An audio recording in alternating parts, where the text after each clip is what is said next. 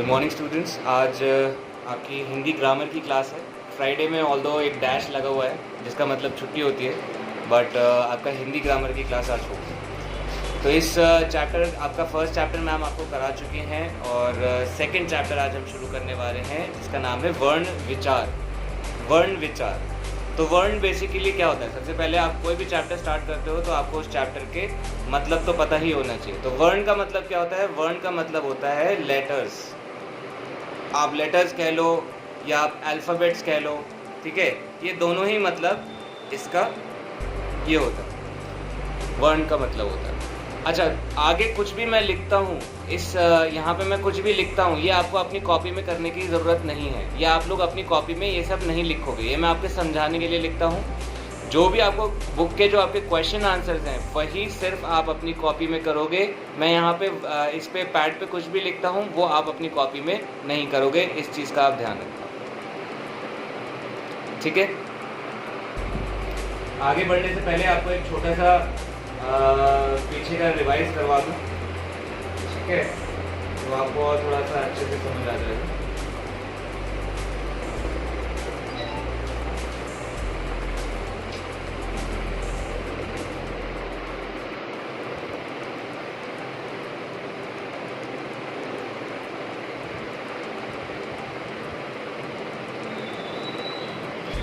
तो जो हमारे वर्ण होते हैं,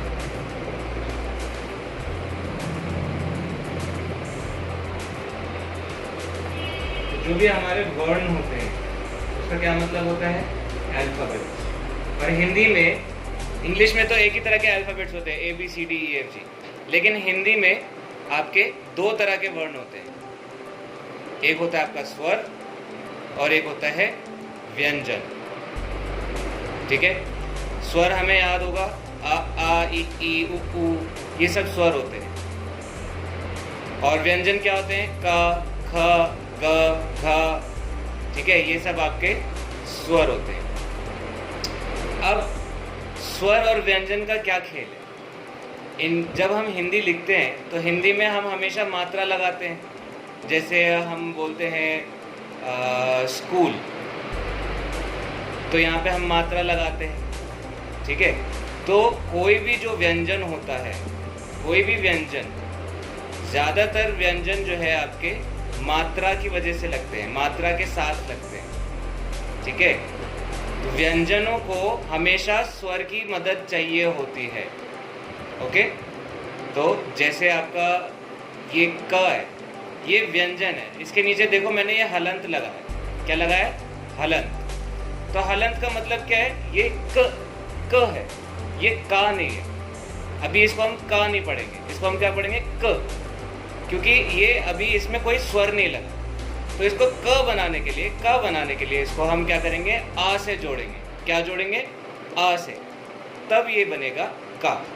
तो हम वैसे जब सीखते हैं तो हम सिर्फ ये लिखते हैं का, लेकिन इसमें इस का में अ लगा हुआ होता है, ठीक है। हलंत का मतलब क्या है? इसका क्या मतलब है? इसका मतलब ये है कि इसमें मात्रा नहीं लगी हुई, इस व्यंजन में मात्रा नहीं लगी हुई, ठीक है। अब मान लो मुझे लिखना है की, मान लो मुझे लिखना है की। अब मुझे अगर लिखना है की, तो अभी मैंने क्या लिखा है? ये क, ठीक है। ये पूरा का नहीं है, ये क्या है? आधा क।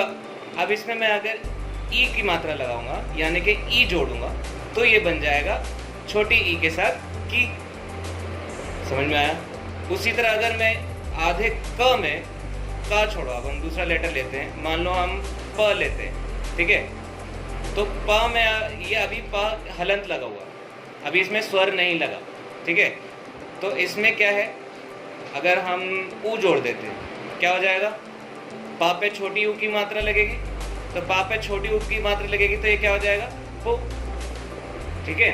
तो व्यंजन जो होते हैं उनको स्वरों की ज़रूरत होती है लेटर फॉर्म करने के लिए, लेटर बनाने के लिए। अब ये देखो, जैसे हम कुछ शब्द पढ़ते हैं, जैसे स्कूल, क्या पढ़ते हैं?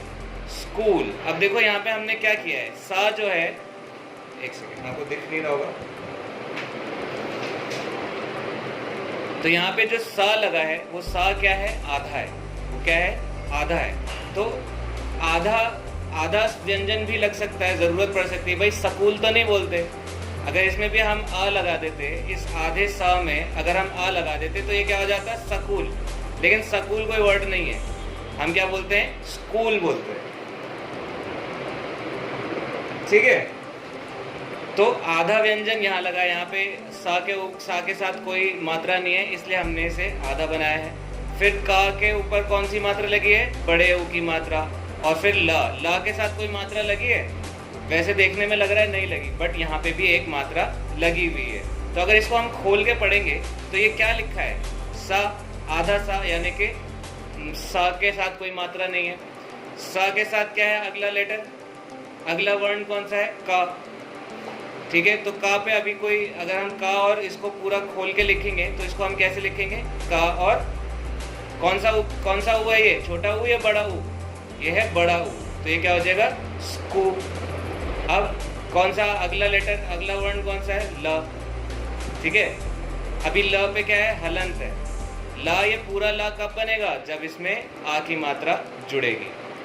ठीक है, तो ये क्या है, सा हलंत, का हलंत, बड़े ऊ की मात्रा, ल हलंत और छोटा आ।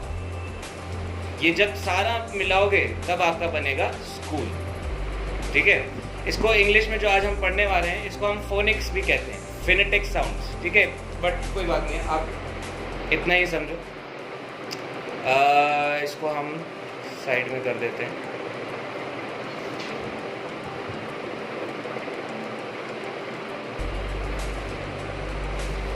ठीक है, अब देखते हैं आपकी कॉपी में, बुक में क्या लिखा हुआ है। वर्ण क्या है, वर्ण मौखिक ध्वनि का लिखित रूप है। यानी कि हम जो बोलते हैं, हम जैसे मेरा नाम ये है, मेरा नाम सुनील है, तो ये सारी जो चीज़ें हम मुंह से बोल रहे हैं उसको लिखने को वर्ण कहते हैं। उसको जब हम लिखे, मेरा, अब मैं मुंह से बोल रहा हूँ, लेकिन मैं अब जब यहाँ पे इसे लिख रहा हूँ मेरा नाम सुनील है, तो ये जो मौखिक चीज़ मैंने बोली इसको मैंने हाथ से लिख दिया। ठीक है, तो हाथ से लिखने के बाद ये क्या हो जाता है, वर्ण, या हाथ से लिखने को वर्ण कहते हैं। वर्ण मौखिक ध्वनि का लिखित रूप है। ठीक है, वर्ण लिखित भाषा का सबसे छोटा अंग है, यानी कि लेटर से छोटा कुछ होता है, कुछ नहीं होता। वर्ण से छोटा भी कुछ नहीं होता, क्योंकि अल्फ़ाबेट्स, अब ए का आधा तो ए से छोटा कुछ नहीं होता, उसी तरह आ का कोई छोटा नहीं होता, का हलंत के साथ उससे छोटा कोई वर्ण नहीं होता। तो वर्ण क्या है, सबसे छोटा अंग है। अंग मतलब पार्ट। अब वर्ण कैसे कैसे होते हैं, का, ख, ग, अ, ई, उ, स, ह, ये सब वर्ण है। स्वर और व्यंजन दोनों वर्ण होते हैं। अब देखो, जैसे यहाँ पे लिखा है शेर जंगल का राजा है, ये एक सेंटेंस लिखा है, एक वाक्य लिखा है। उसी तरह यहाँ लिखा है हमारा देश भारत है, ये दो सेंटेंसेस लिखे हैं। अब ये दोनों वाक्य हैं, ये दोनों एक क्या है, सेंटेंस है। वाक्य मतलब सेंटेंस। वाक्यों की रचना शब्दों के द्वारा होती है। ठीक है, तो हम जब कोई एक वर्ड्स मिलाते हैं, वर्ड्स को मिला के सेंटेंस बोलते हैं, तो शब्दों को मिला के आप वाक्य बोलते हो। प्रत्येक शब्द अलग अलग ध्वनियों के मेल से बनता है, यानी कि हर शब्द को आप अलग अलग आवाज़ से, मतलब जैसे स्कूल बोलते हैं तो स्कूल को बोलने का तरीका जैसे आपको सुनने में आ रहा है स्कूल। ठीक है, अब मैं अगर इसको बोलना चाहूँगा तो मैं इसको स्कूल तो नहीं बोलूँगा, इसको बोलने का तरीका अलग है, इसका क्या है, पेन। ठीक है, तो हर वर्ड का, हर शब्द का बोलने का तरीका अलग अलग होता है। हर ध्वनियों के आगे क्या लिखा है, प्रत्येक शब्द अलग अलग ध्वनियों के मेल से बनता है। अगर हम प्रथम वाक्य को देखें तो इसका खंडों में विभाजन निम्न प्रकार से होगा। तो अब इन्होंने क्या किया है, ये हर एक वर्ड को तोड़ के आपको दिखाया। ठीक है, कि इसको अगर हम, ये जो सेंटेंस है इसका अगर हम विभाजन करें, यानी कि डिवाइड करें या छोटा छोटा रूप देखें, तो ये इस तरह से होगा। मैं आपको दिखाता हूँ।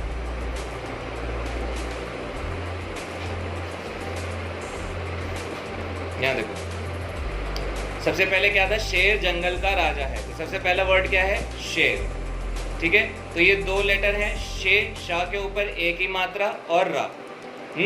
अब इसको हम विभाजन करेंगे, इसका विभाजन करेंगे तो शा क्या है, व्यंजन क्या है हमारा, शा विद हलंत। देखो यहाँ पे हलंत लगा हुआ है, हलंत ऐसे बोलते हैं, ह ल न त, हलंत, ठीक है। तो शा के नीचे हलंत लगा हुआ है, तो ये श है। अब ये शा नहीं है, ये क्या है, श, आधे मुंह से। तो ये क्या है, श के नीचे हलंत है, तो मतलब अभी इसमें कोई मात्रा नहीं लगी, तो ये क्या है, श। अब श के साथ हमने यहाँ पे देखो कौन सी मात्रा लगी है, शेर में कौन सी मात्रा लगी है, बड़े ए की मात्रा लगी, तो हमने इसके साथ क्या जोड़ा है, बड़ा ए। फिर उसके बाद र के नीचे हलंत लगा है, तो अभी इसमें मात्रा नहीं लगी, तो ये क्या हो गया, र। और इसके ऊपर ये फिर साथ र को रा बनाना है, यहाँ पे क्या करना है, रा बनाना है, तो ये क्या हो जाएगा, आ की मात्रा लग जाएगी, तो ये हो जाएगा श, बड़ा ए, र और अ, तो ये हो जाएगा शेर, ठीक है। अब जंगल, अब यहाँ पे देखो क्या लिखा है, जंगल, तो यहाँ पे लिखा है जन, फिर ग, फिर क्या लिखा है, ल। अब हम इसको और आगे तोड़ेंगे, तो ज के नीचे हलंत लग गया, तो ये हो गया ज, और उसके आगे अन की मात्रा लगेगी। देखो ज के ऊपर न लगा हुआ है, यहाँ पे अन की मात्रा लगी हुई है, तो यहाँ पे क्या लगेगा, ज के साथ अन की मात्रा लगेगी। फिर ग पे कौन सी मात्रा लगेगी, यहाँ पे सिर्फ ग है, तो यहाँ पे आ की मात्रा लग जाएगी, ठीक है। और ल के बाद देखो यहाँ पे ल लिखा है, तो ल के साथ कौन सी मात्रा लगी है, आ की मात्रा में लगी हुई, ठीक है। अगर आप इनमें से कोई भी लेटर आप खा जाते हो, तो ये जो है वर्ड आपका पूरा नहीं बनेगा। जैसे मान लो अगर आपने आप क्या बनाओगे, आपने आ खा लिया, और ये हो गया ज अन ग ल आ, तो ये क्या हो जाएगा, जन। ये दोनों मिलके क्या बन जाएंगे, जन। ये दोनों मिलके क्या बन जाएंगे, जन। अब ये ग अकेला रह गया, तो आधा ग लगेगा, पूरा ग नहीं लगेगा, आधा लगेगा, है ना। पूरा ग कब लगेगा, पूरा ग तब लगेगा जब यहाँ पे आ होता, बट वो हमने खा लिया, तो ये क्या हो गया, आधा ग। अब क्या लग जाएगा, ल के साथ देखो आ की मात्रा, तो ये ऐसा कुछ बन जाएगा जिसको आप बोल भी नहीं पाओगे, जिंगल, ठीक है। तो ऐसा कोई वर्ड नहीं हो सकता, इसीलिए आपको हर हलंत, हर मात्रा का ध्यान में रखना है। आई होप आपको यहाँ तक समझ में आया होगा, ठीक है। अब हम आगे देखते हैं। अच्छा, यहाँ पे आगे देखने से पहले मुझे लगता है यहाँ शेर पे ये बड़े ए की मात्रा नहीं लगेगी, छोटे ए की मात्रा लगेगी। बड़े ए की मात्रा तो ये हो जाता शेर,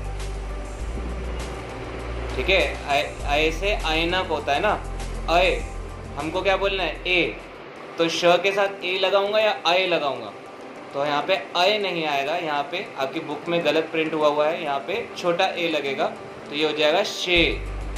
अब देखो जैसे यहाँ पे ये है, देखो है लिखा है, ठीक है। अब ह के साथ बड़े ए की मात्रा लगाऊंगा तभी तो वो बनेगा है, ठीक है, ठीक है। तो यहाँ पे देखो, यहाँ पे दो बड़ा मात्रा ये लगी है, शेप श पे क्या है, छोटी मात्रा लगी है, ए एक मात्रा लगी है, तो यहाँ पे आपकी बुक में एक गलत मिसप्रिंट है, इसको आप कंफ्यूज नहीं होना।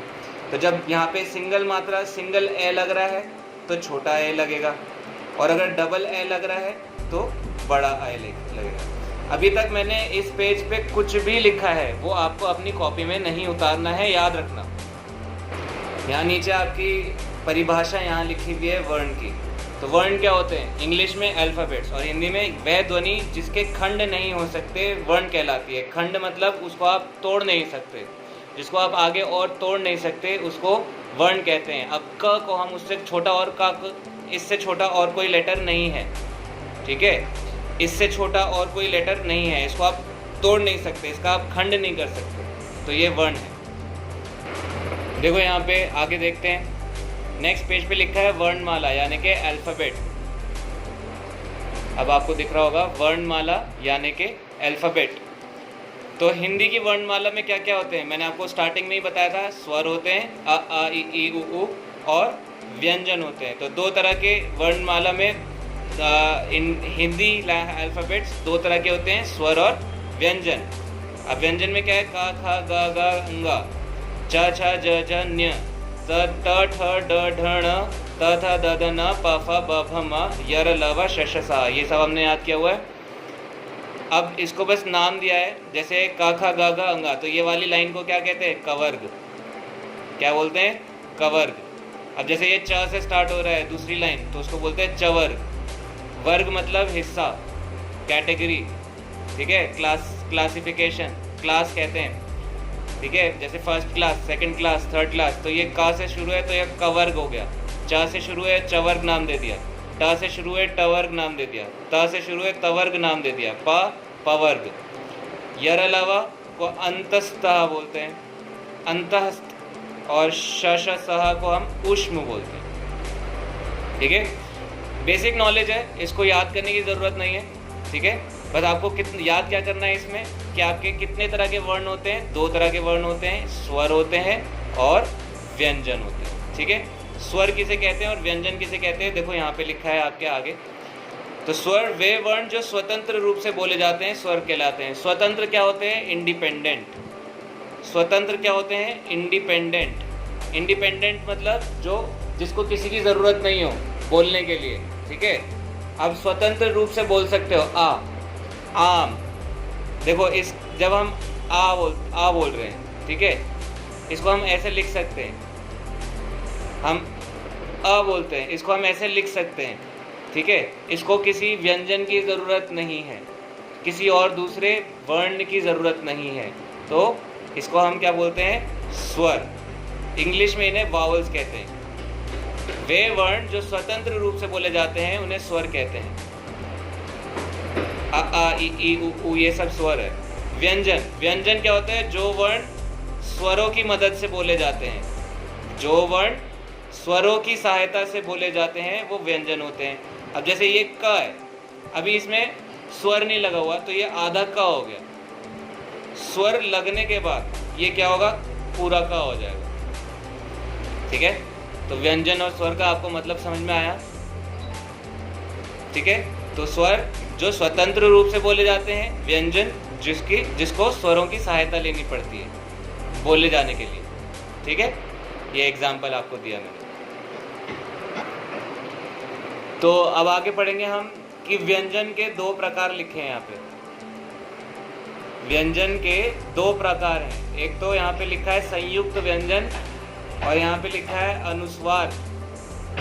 ऊपर क्या लिखा है, संयुक्त, और नीचे क्या लिखा है, अनुस्वार और अनुनासिक। संयुक्त मतलब क्या होता है, मतलब आप किसी चीज़ को जोड़ते हो ना तो वो संयुक्त हो जाता है। दो चीज़ों को जोड़ने को संयुक्त कहते हैं, वैसे तो आप मोटा मोटा ऐसे समझ सकते हो। तो जब दो व्यंजन को जोड़ के बोलते हैं ना तो उसको हम संयुक्त व्यंजन बोलते हैं, ठीक है। जैसे आप यहाँ पे देखो क और श, ये देखो ये लेटर बना है ना, देखो यहाँ श के साथ मात्रा लगी हुई है, ध्यान रखना है। यहाँ पे का आधा है, श के साथ मात्रा लगी हुई है, तभी ये क्ष है, ठीक है। अगर श के साथ भी मात्रा नहीं लगी होती तो शायद इस पे हलंत लगा रहता। क और श को मिलाएंगे तो ये क्या हो जाएगा, क्ष हो जाएगा। तो दो यहाँ पे कोई स्वर है, स्वर कोई नहीं है, सिर्फ व्यंजन है, तो ये दोनों व्यंजन को जोड़ के एक दूसरा व्यंजन बना है, नया लेटर बन गया क्ष। अब देखो जैसे आप बोलते हो ज और ये क्या है, न्य। हम सोचते रहते हैं कि ये इसका कहीं काम ही नहीं आता, ये इसको कहाँ यूज़ करते हैं, कभी हम देखते ही नहीं है। लेकिन जो आप ज्ञान वर्ड भी बोलते हो, ज्ञान हो गया, विज्ञान हो गया, ये सारे वर्ड के साथ क्या है, न्य लगा होता है। ज और न्य, इन दोनों को मिला के क्या बनता है, ज्ञा बनता है, ठीक है। त और र, इनको मिला के त्र बनता है। श और र, इनको मिला के श्र बनता है। अब उदाहरण देख लो, क्ष का क्षमा, रक्षा। ज्ञा का देख लो, ज्ञान, यज्ञ। त और र, त्र का देखो मित्र, पत्र।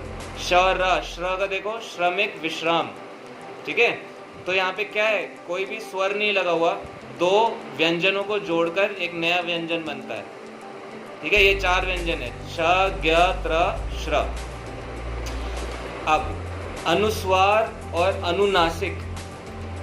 अनुस्वार ऐसे समझ लो पूरी नाक से बोली जाती है, और अनुस्वार अनुनासिक आधे नाक से बोली जाती है। पूरा नाक, आधी नाक, ठीक है। जैसे ना ये वर्ड है तो इसमें मैं पूरा नाक यूज़ कर रहा हूँ। और आधी नाक होता है उसमें हमको बस एक जैसे हम बोलते हैं बांसुरी, ठीक है। बांसुरी नाक से बोलते हैं नहीं, बांसुरी, तो वो अनुनासिक है। हम ना वर्ड नहीं बोल रहे, पूरा ना नहीं बोलते हम, ये इसको नहीं बोल रहे हम, क्या सिर्फ आवाज़ में नाक से बोलते हैं, ठीक है। बांसुरी, हंसी, ये सब हम नाक से बोलते हैं। आगे देखते हैं। अब जैसे तिरंगा है, इसमें देखो ना बोलते तिरंग, यहाँ पे अन की मात्रा लग रही है। कौन सी मात्रा लग रही है? अन। तो जहाँ पे अन की मात्रा लग रही है वो अनुस्वार हो गया। क्या हो गया?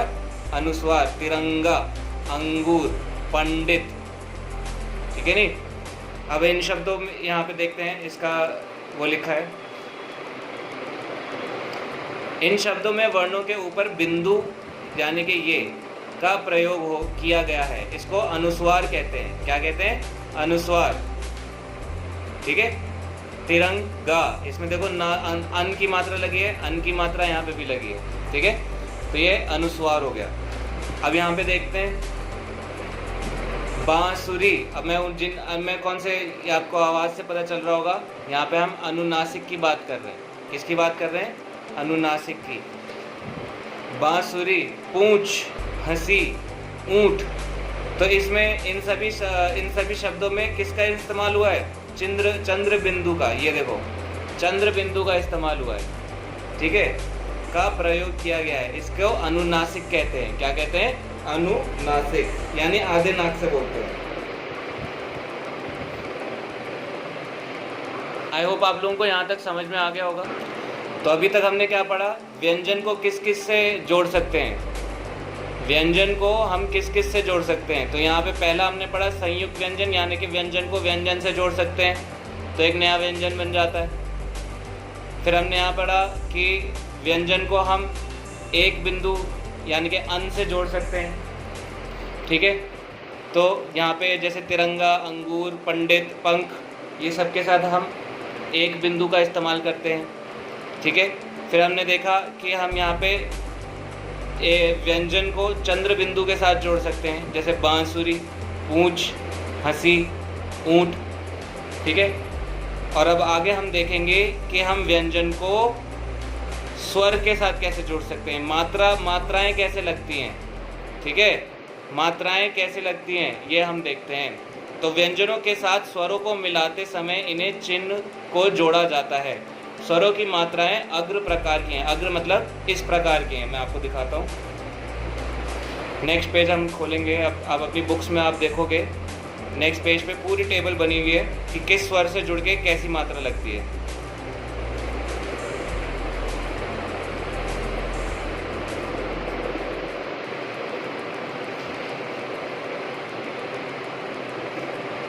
ये देखो, तो यहाँ पे स्वर लिखा है आ ई ई उ पूरा औ तक, और उनके साथ जोड़ के उनके साथ कौन सी मात्रा बनती है। अब सिर्फ अ के साथ जुड़ के कोई मात्रा नहीं बनती। बड़े आ के साथ ये वाली मात्रा, ई के साथ ये मात्रा, बड़ी ई के साथ ये मात्रा, ऊ के साथ ये वाली मात्रा, इसी तरह। अब जैसे फ के साथ अ लगाया, फा बन जाएगा फल। र के साथ बड़ा आ लगाया, रा बन जाएगा राजा। श के साथ ई लगाया, छोटी ई क्या है? पहले लगती है, और बड़ी ई बाद में। देखो जैसे यहाँ पे शिव। अब जैसे त के साथ बड़ी ई लगाया, देखो यहाँ पे मात्रा क्या है? बाद में लगती है, तो ये क्या हो गया? तीर। म के साथ ऊ लगाया तो मुंह हो गया मुख। तो ये आपको पूरी टेबल यहाँ पे दी हुई है, इसको आप अच्छे से देखो और समझो कि कौन, ये सब व्यंजन है। देखो ये व्यंजन है और ये सब क्या है? स्वर है। ये सब क्या है? स्वर है। अब देखो आगे लिखा है यहाँ पे, व्यंजनों पर मात्रा लगाना है। मतलब मात्रा किस तरह लगती है? व्यंजनों से पहले लगती है एक तो मात्रा, जैसे छोटी ई लगाएंगे तो यहाँ पे देखो व के ऊपर छोटी ई लगी है, तो ये व्यंजन से व से पहले लगी है, ठीक है। ब से पहले लगा है ई की मात्रा, तो व्यंजनों से पहले लगने वाली कौन सी मात्रा है? छोटी ई वाली मात्रा। कवि, बिल, दिन, तिल, यहाँ पे सब में क्या है? पहले लगी हुई। अब व्यंजनों के बाद लगने वाली मात्राएं कौन सी है? बड़ा आ, बड़ी ई, ओ, औ, ए, आई, ये सॉरी ओ, औ, ये सब व्यंजनों के बाद लगती है। जैसे आम, सीटी, टोपी, पौधा, ये सब क्या है? व्यंजनों के बाद में लगी है आगे। अब व्यंजनों के ऊपर भी लगती हैं, तो व्यंजनों के ऊपर कौन सी लगती है? जैसे यहाँ पे ए देखोगे, छोटा ए और बड़े ए, ये मात्राएं क्या है? ये ऊपर लगती हैं, यानी कि ये ऊपर लगती हैं आपकी, यानी कि जैसे मेज़, सेब, सैनिक, बैल, ये देखो सबके ऊपर लगी हुई है ना। तो इस तरह मात्राएं लगाई जाती हैं। बस ऑलमोस्ट आपका चैप्टर अभी ख़त्म ही होने वाला है, तो मैं आपका नेक्स्ट चैप्टर खोल देता हूँ, नेक्स्ट पेज खोल के आपको दिखा देता हूँ।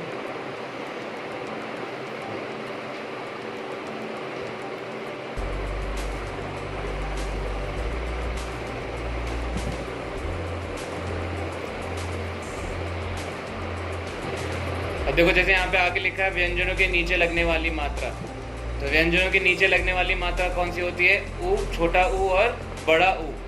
और यहाँ पे देखो, यहाँ पे ये भी लिखा है री,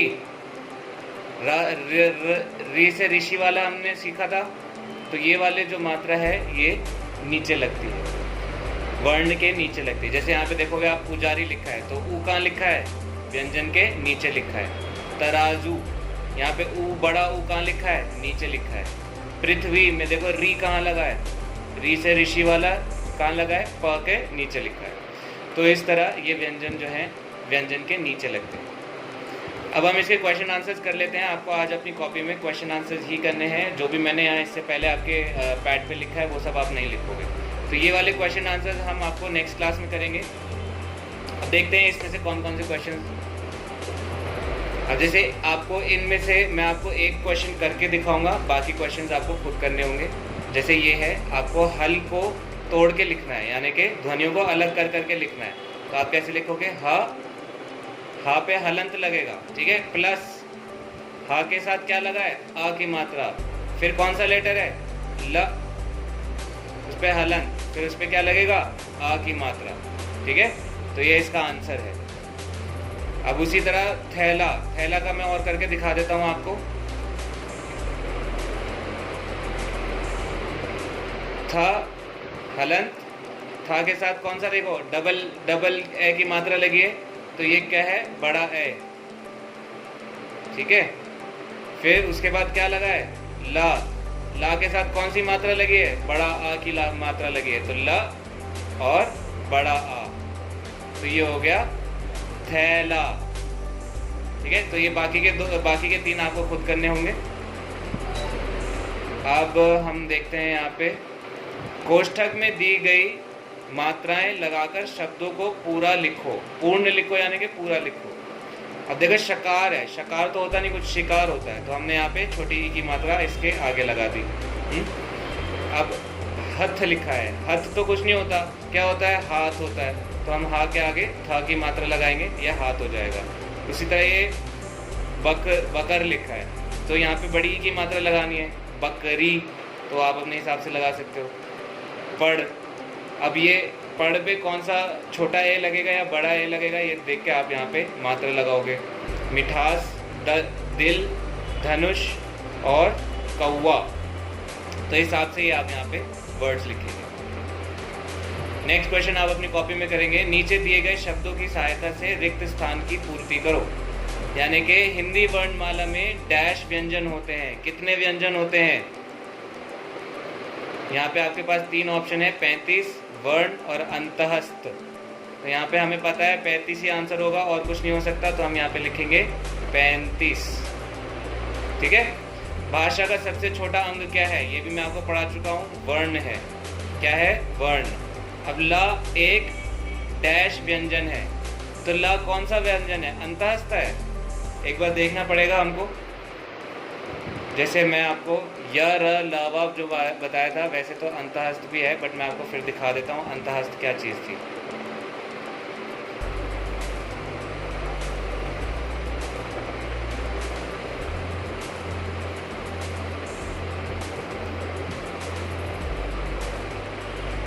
अब आप इधर देखो, जैसे यहाँ पे लिखा है य र ल व, मैं आपको बताया था कवक, चवक, टवक, तवक, पवक और अंतहस्थ। ठीक है, तो ल कौन सा है? अंतहस्थ है। ठीक है, वापस हम खोलते हैं अपने इसी पेज को।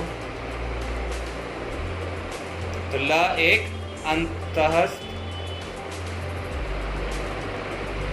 व्यंजन है। तो यहाँ तक आपको अपनी कॉपीज में करना है। नेक्स्ट क्लास में हम ये वाले क्वेश्चंस करेंगे, और कुछ समझ में ना आया हो तो आप पूछ लीजिएगा।